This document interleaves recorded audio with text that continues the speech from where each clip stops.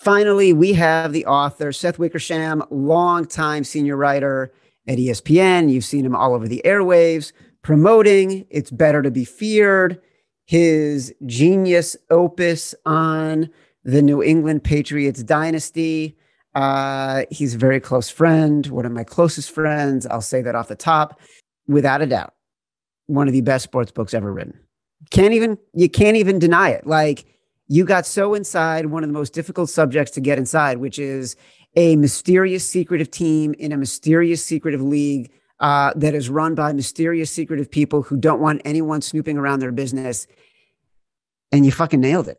It's been the only thing people in the sports world are talking about. This is as intimate a portrait of three people in Belichick, Brady, and Kraft that have been keeping their lives very, very secret for a very long time. I feel like people aren't talking about that enough. Do you feel the same way? Do you feel like there's intimacy here that is being overlooked and because of the sort of sensational aspects of the reporting? I think thanks, man. First of all, I think it's both. I think that, look, number one, when you have, dialogue in there that includes swear words, from those people, maybe sometimes even about each other in moments of, exhaustion and out of patience. I think that stuff, obviously people gravitate to, but I think it actually speaks to the themes you were talking about. And let's pick one of them, for instance. A quote that got a lot of attention was from Robert Kraft. It was in the fall of 2018. He was at a business conference, one of these kind of rich guys business conferences in Aspen. And he's in the hotel lobby. And, he says, paraphrasing here, he says, you come here and you meet the most brilliant minds. I really hate to leave this place because I have to go to Detroit and be with the biggest effing a-hole in my life, my head coach. And, that got a lot of attention. But when you look at it within the context of Robert Kraft, who, for the most part, masterfully kept the band together for 20 years, despite all of the pulls of ego and fame and entitlement that might come with winning as much as they did, it's probably the thing that's going to get him into the Hall of Fame. And that doesn't mean that it didn't come without managerial challenges at times. And I think that was one of those times where he was just feeling a little tired about it all. I have so many favorite parts of the book. I want to hear from you. What was your favorite part of the book to report? My favorite part of the book generally is, so it's divided into three parts. Part one is kind of the joy of the rise. It's the first three Super Bowls and, kind of plateauing in that 2006 season, ending around there where the Patriots in a lot of ways were a version of America's team. I mean, there really wasn't the hatred that you sort of see right now for that team. So that's part one. Part two is the 10-year gap that they didn't win a Super Bowl. And part three is the reclamation of the dynasty and how it kind of ended up dissipating. And my favorite part of the book, generally speaking, is part two, and that goes from 2007 to midway through the third quarter of January of 2015, because you had Tom Brady and Bill Belichick, who had already established Hall of Fame careers at that point, but they weren't quite able to accomplish their goal. They had plateaued at the highest possible level you can without plateauing as Super Bowl champions. And how they decided and the ways that they chose to try to get better and to dig a little bit deeper and to be a little bit more imaginative and creative and think outside the box about how they could get back to that status that they had attained, to me, is the most interesting part of things, because you just don't see that often in professional sports. I think that drive that they showed during that time and the fact that it ended up working is about as rare as their 6 championships together. What specifically did they do in that time that helped them transform?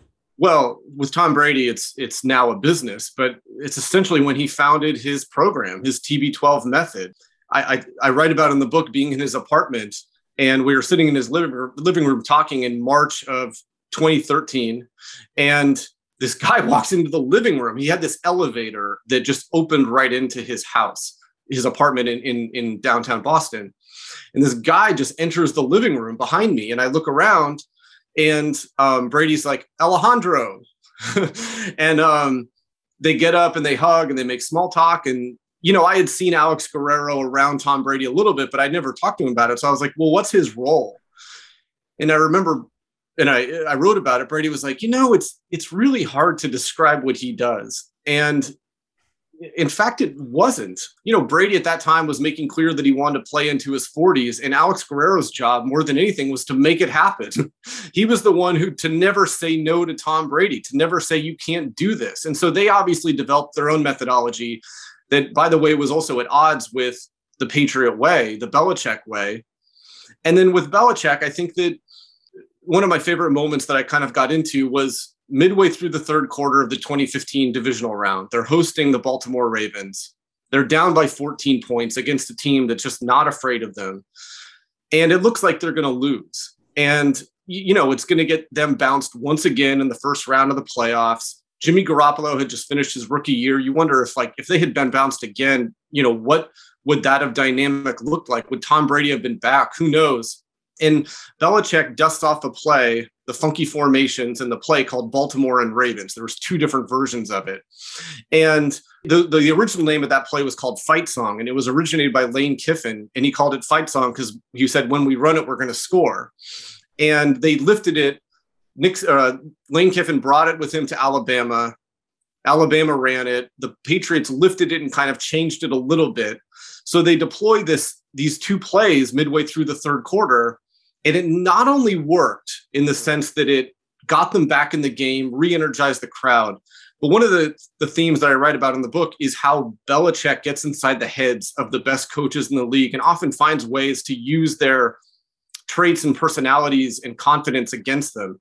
He knew that John Harbaugh, great coach of the Ravens, but someone who's kind of known for having a quick fuse, would lose his SHIT over this play, especially when they ran it no huddle, because the Ravens wouldn't have a ton of time to adjust.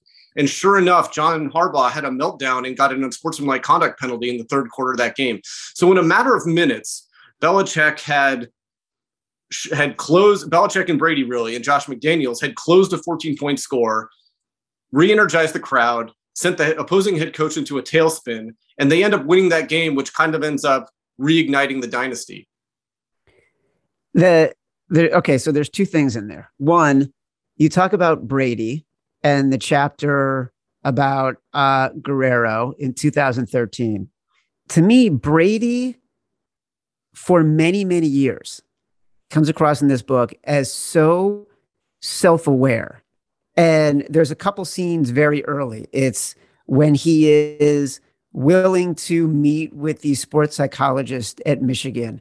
It's when he's living with his buddies as a backup quarterback in a condo near Foxborough.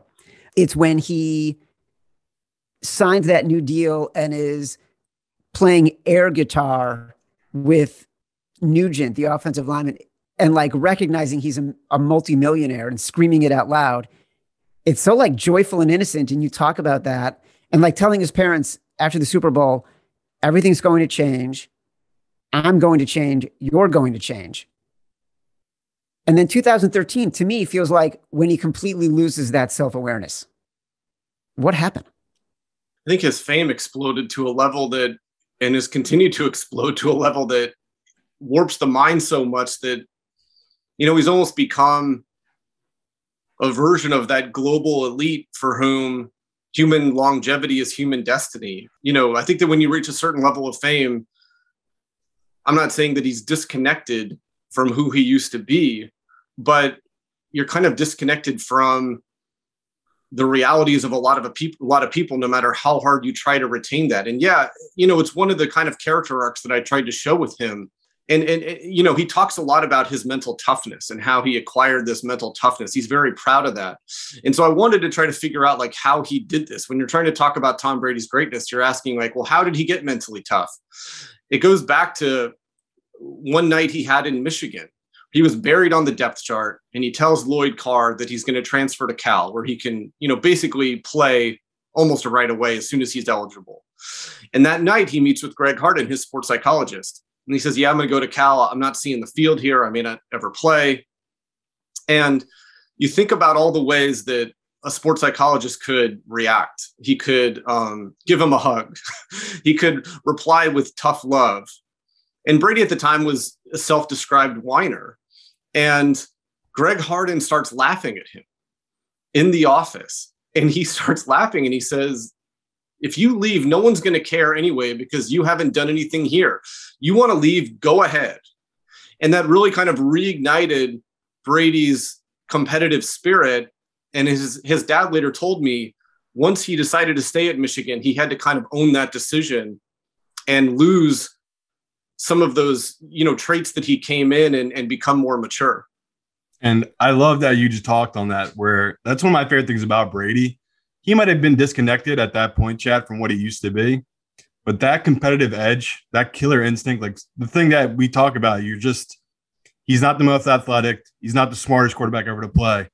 He outworked everyone that's ever played the game. I mean, we still hear stories about this guy. Again, he's 44 at this point, or 45, and he's still in the offseason reaching out to receivers, throwing patterns. My biggest takeaway from your book, this seems like a man that is not just so obsessive, but just a man that literally his life, again, he has a wife, he has kids, he loves them, he spends time with them. It's football. Like this man literally, he's watching film at the dinner table in his 21st season. Like this guy, I feel like we're never going to see another player like him, where like he put his whole life into it. Again, we talked about his regimen with Alex Guerrero. The man won't eat the wrong calorie in the last 10 years because he is just down to the wire about everything he does. Has there ever been a player that you've studied and been around that has these kind of qualities, or he truly one of a kind? Oh, it's both. I mean, I think that's one of the most interesting things about Brady, as far as like global and worldly as he is, he's not exactly the most well-rounded person. He has no hobbies. And as he said, he has this little sickness inside him that makes him want to throw a spiral. And I remember when Chad and I worked together at ESPN in 2013, I believe, we published, one of the greatest stories of all time by Ray Thompson on Michael Jordan.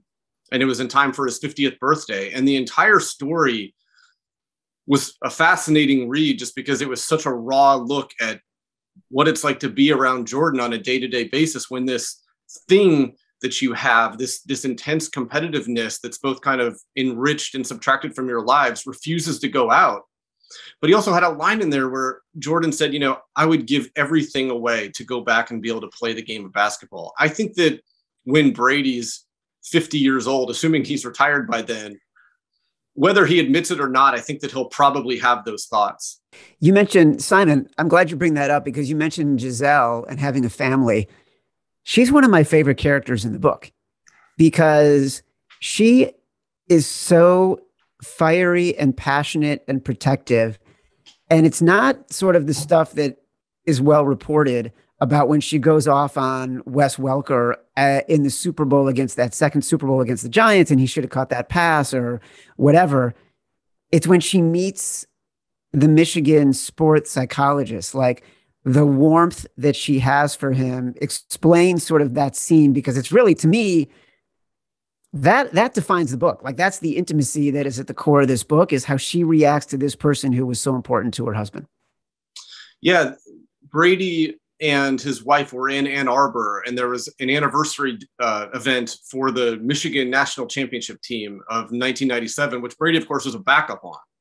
They were at a steakhouse, and it was interesting because obviously Brady's a backup on that team. Charles Woodson and Brian Griese were the superstars.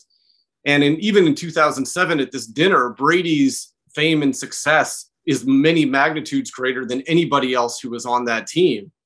And he's sitting at a table with Giselle, and Greg Harden comes over and they make eye contact, and she goes, "Oh, I know who you are," because he had told her about him. And frankly, Tom still talks to Greg Harden, and Greg Harden still does, what he does. In 2013, for instance, Brady had won one Super Bowl and his entire life had changed. And fame had come to him the way that it always does, at warp speed with no time to adjust or think about it or strategize. You're just kind of a kite in the wind.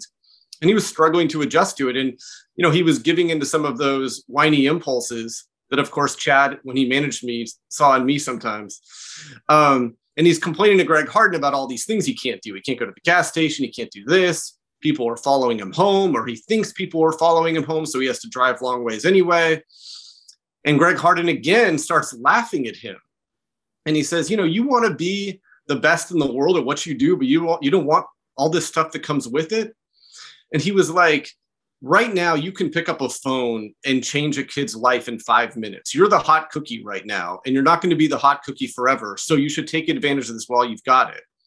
Of course, it turns out Brady's been like the hottest cookie ever, and he's still a hot cookie 20 years later. And he'll never stop being a hot cookie. He's a hot cookie. The other things you mentioned earlier, sort of the Robert Kraft moment where he, says, I got to go deal with this fucking asshole. And part of the reason it feels sensational is because he's swearing, right? There is a chapter of this book that is just called "That's a Lot of Fuck Yous."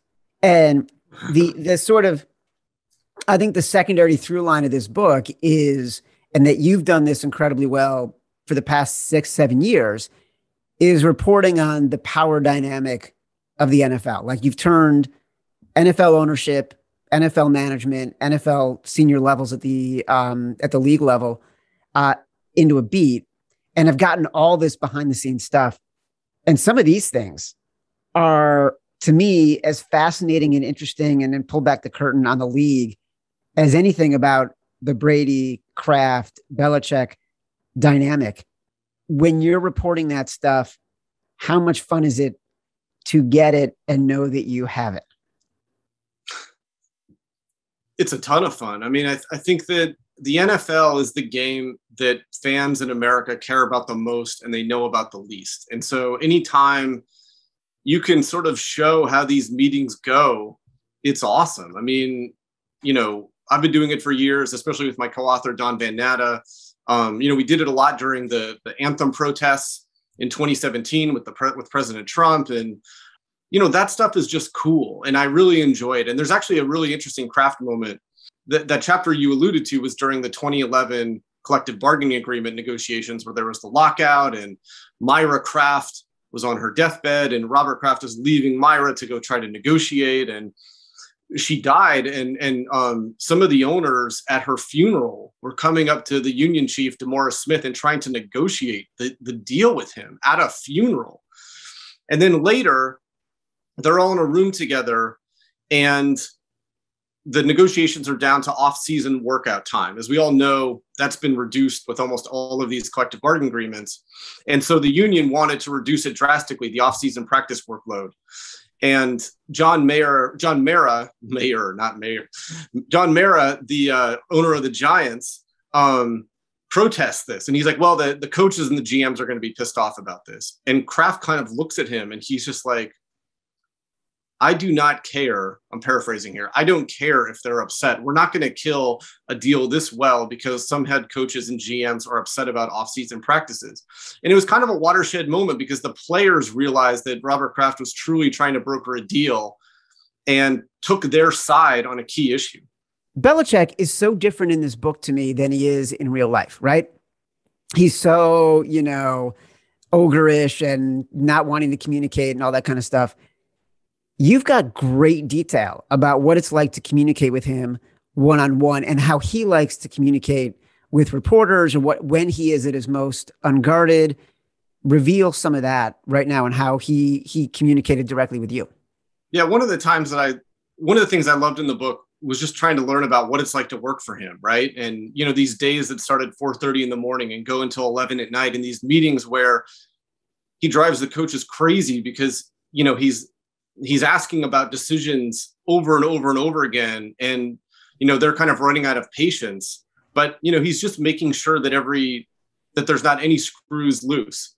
The media was part of that. I thought it was interesting that, I think there was a moment for him, maybe in the years after Spygate, where he was really interested in letting people see the staggering depth of knowledge that he had accumulated throughout his career. And so with myself and others, he'd give windows into that, and he would often wait until 11 or 11:30 until his workday was done before he would talk to people. Or if he was in his office, he would kick his feet up and take his shoes and his socks off.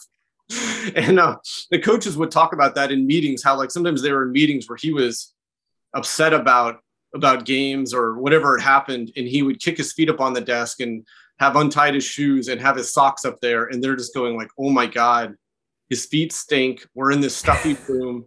We are going through a game that we lost, and he is, drilling in and critiquing every bad decision that we made. All the food in the cafeteria is gone. We still haven't done our work for the night. And this thing is, it's almost the beginning of it with hours to go and no end in sight. And, so anyway, I enjoyed kind of like trying to show what it was like to work for him, because his football genius, you can't be polite all the time, and you can't be a nice guy all the time to, accomplish what he has. I mean, you have to be hard on people, and you have to coach them hard and critique them hard, doing it from a perspective that we're all in it together. Because as he said many times, nobody makes more mistakes than he does. Capital R reporting. Seth Wickersham, it's better to be feared. Thanks for joining us, buddy. Thank you guys so much.